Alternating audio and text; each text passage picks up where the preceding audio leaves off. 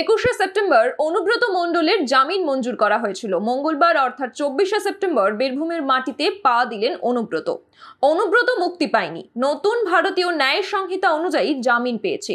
Chargesheet দাখিল হলেই আবার জেলে যেতে হবে। সোমবার কোচবিহারে বিজেপির একটি জনসভা থেকে এমনই মন্তব্য করলেন বিজেপি রাজ্য সভাপতি সুকান্ত মজুমদার। আর কি বললেন তিনি, শোনাবো। চলবে, মামলা চলবে, করে জেলে যাবে। নিয়ম হচ্ছে এই যে দোষ করেছে অনুব্রত মণ্ডল, এটাকে বলে ফিনান্সিয়াল অফেন্স। ফিনান্সিয়াল অফেন্সে নতুন ন্যায় সংহিতা অনুসারে 7 বছর সর্বোচ্চ সাজা হয়।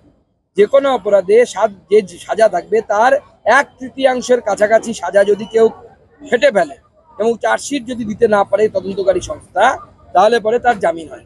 সেই জন্য জামিন হয়েছে, তার মানে সে মুক্তি পায়নি। কিন্তু এখন মামলা চলবে, মামলা চলে চার্জশিট হবে, মামলা চলবে এবং তারপরে জেলেও যেতে হবে।